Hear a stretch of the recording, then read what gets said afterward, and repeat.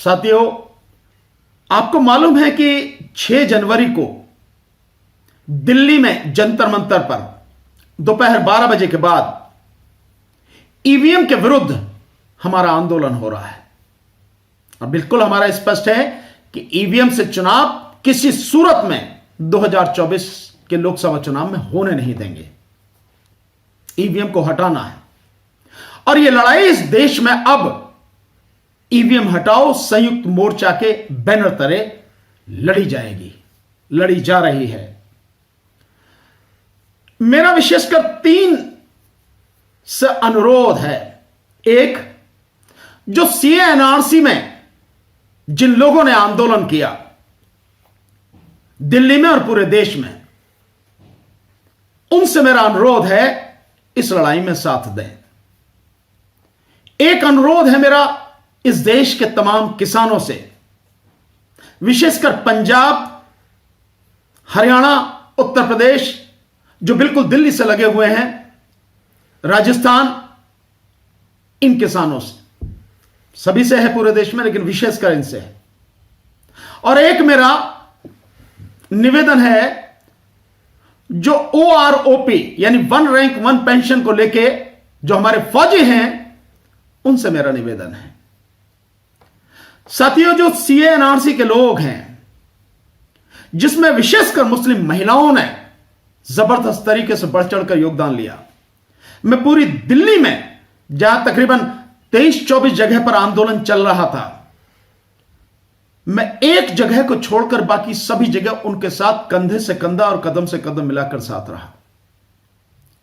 वो लड़ाई आपकी अकेले की नहीं थी, वो लड़ाई मेरी अकेले की नहीं थी, वो लड़ाई पूरे देश को बचाने की थी। उस लड़ाई में मैं कंधे से कंधा मिलाकर आपके साथ था, न केवल पूरी दिल्ली में बल्कि पूरे देश में। यह लड़ाई जो इस समय चल रही है, यह लड़ाई भी मेरी लड़ाई नहीं है केवल व्यक्तिगत रूप से, मेरी भी है लेकिन आपकी भी है। और यह CA-NRC की लड़ाई से बड़ी लड़ाई है, कहीं ज्यादा बड़ी लड़ाई है, और इस देश के तमाम लोगों की लड़ाई है। इसके साथ साथ जो किसान हैं, जो किसानों ने लड़ाई लड़ी, केवल किसानों की लड़ाई नहीं थी, तो हम सबकी लड़ाई थी, पूरे देश की लड़ाई थी, लेकिन मुख्य रूप से भारत के किसानों ने लड़ी। ठीक इसी तरह से अगर हम देखते हैं 1 रैंक 1 पेंशन, वो फौजियों की लड़ाई, वो बाकी जनता की लड़ाई नहीं थी, लेकिन इस देश के जो रिटायर्ड फौजी हैं उनकी लड़ाई थी। फौज जो देश का मान है, सम्मान है, शान है, देश की जान है, उन फौजियों की लड़ाई है। उन्हें उनका हक मिलना चाहिए, उन्हें उनका सम्मान मिलना चाहिए। हम उस लड़ाई में भी उनके साथ थे। वो मेरी लड़ाई नहीं थी, फिर भी मैं उस लड़ाई में भी उनके भी साथ था, आज भी साथ हूं, और हमेशा जब तक आपको आपका हक नहीं मिलेगा तब तक आपके साथ रहूंगा। लेकिन ये जो लड़ाई है साथियों, ये लड़ाई सभी की लड़ाई है, किसी एक की नहीं है ईवीएम हटाने की।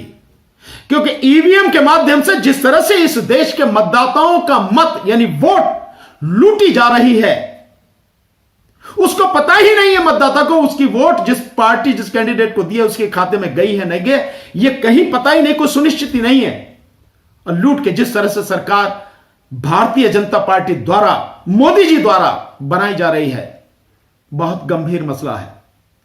इस देश में हर व्यक्ति को, हर मतदाता को यह अधिकार है कि जो प्रक्रिया है इलेक्शन की, चुनाव की, मतदान की, वो इतनी निष्पक्ष, पारदर्शी और स्वतंत्र होनी चाहिए कि हर चीज का मालूम हो कि कैसे कैसे सब कुछ हो रहा है। अनपढ़ से अनपढ़ व्यक्ति भी, अशिक्षित अज्ञानी व्यक्ति भी जानता हो कि उसने जिस उम्मीदवार को वोट देनी चाहिए है, जिस पार्टी को वोट देनी चाहिए है, और उसी को उसने दी है, उसी के खाते में उसकी वोट गिनी जाएगी और उसी के खाते में उसकी वोट गई। यह सुनिश्चित होना चाहिए, यह प्रक्रिया होनी चाहिए। ईवीएम में यह नहीं है। जिस मशीन से वोट गिनी जाती है उसमें पता ही नहीं लगता, दिखता नहीं कुछ भी, सब कुछ अंधेरे में। और जिसमें वोट आपकी दिखती है वीवीपैट में, वो उसी में गिर जाती है, उसकी गिनती नहीं होती, आपको मिलती नहीं। असली वोट तो वही है ना, गिनती मिलती नहीं आपको। तो ये जो सारी धांधली हो रही है, इसके खिलाफ हम आंदोलन कर रहे हैं। सबकी लड़ाई है। मेरा विशेषकर दिल्ली में रहने वाले जो सीएनआरसी के लोग हैं,